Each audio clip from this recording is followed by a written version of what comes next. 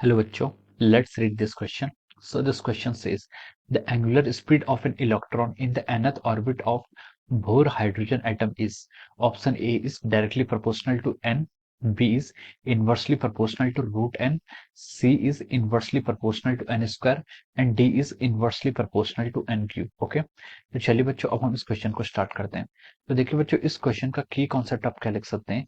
The key concept of this question is, इस question में हमें क्या फाइंड आउट करना है। इस क्वेश्चन में हमें एंगुलर स्पीड ऑफ इलेक्ट्रॉन बतानी है in case of our bore hydrogen atom.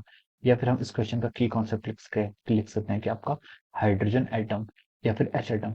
तो हमने क्या कहता है, देखिए बोर मॉडल ने हाइड्रोजन एटम की स्टडी की थी। बोर मॉडल ने क्या कहता, हाइड्रोजन एटम की स्टडी की थी और उसके करस्पॉन्डिंग डिफरेंट यहाँ पर radius, velocity of orbit, energy, angular momentum, ये सारी क्वांटिटीज क्या की थी हमने फाइंड आउट की थी। हाइड्रोजन एटम एक आपका ऐसा सिस्टम है जहां पर क्या होता है, जेट की वैल्यू ऑफ 1 रखते हैं और इसमें एक इलेक्ट्रॉन क्या करता है, रिवॉल्व करता है अराउंड द न्यूक्लियस। न्यूक्लियस के अराउंड क्या करता है, एक इलेक्ट्रॉन आपको क्या करता है, रिवॉल्व करता है। तो चलिए अब हम इस क्वेश्चन पर प्रोसीड करते हैं। क्वेश्चन हमसे बोला कि एंगुलर स्पीड आपकी डिपेंडेंसी बतानी है।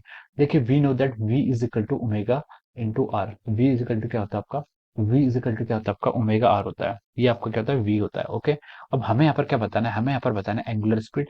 एंगुलर स्पीड को हम डिफाइन कर सकते हैं v divide by are.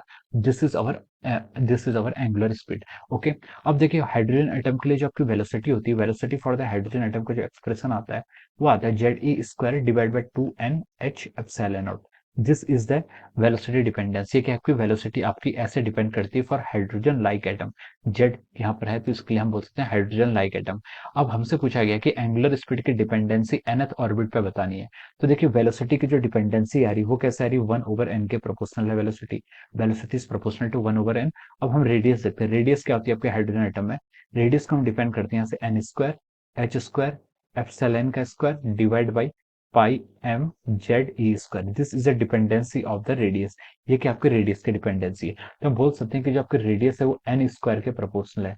Radius is directly proportional to the n square. Okay अब हमें क्वेश्चन पूछा था कि एंगुलर स्पीड हमें यहाँ पर फाइंड आउट करनी है। तो देखिए हम यहाँ से एंगुलर स्पीड को क्या लिख सकते हैं, एंगुलर स्पीड को हम वेलोसिटी डिवाइड बाय रेडियस लिख सकते हैं। वेलोसिटी की डिपेंडेंस कैसे, वेलोसिटी की डिपेंडेंस आपकी 1/n से है। रेडियस की डिपेंडेंस कितनी, n स्क्वायर। हमें यहाँ पर जस्ट डिपेंडेंस कैलकुलेट करनी है। तो हम लिख सकते हैं जो आपकी ओमेगा है, ओमेगा की डिपेंडेंसी कैसे आएगी आपकी, 1/n क्यूब के प्रोपोर्शनल हो जाएगी। ओके तो this is the dependency of our omega. ये कि आपकी ओमेगा की यहाँ पर डिपेंडेंसी आ गई है। अब क्वेश्चन पर मूव करते हैं। क्वेश्चन में उसने बोला था कि एंगुलर स्पीड की डिपेंडेंसी तो हम बोलते हैं आपका इनवर्सली प्रोपोर्शनल है किसके, एन क्यूब के। अब देखिए ऑप्शंस में चलते हैं।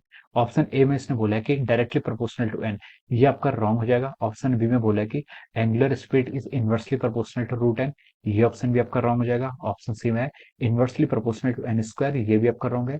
Inversely proportional to n cube, ये ऑप्शन क्या देगा आपका यहाँ से करेक्ट ऑप्शन आ रहा है। तो हम लिख सकते हैं कि इस क्वेश्चन के करस्पॉन्डिंग आपका ऑप्शन डी के आपका करेक्ट है।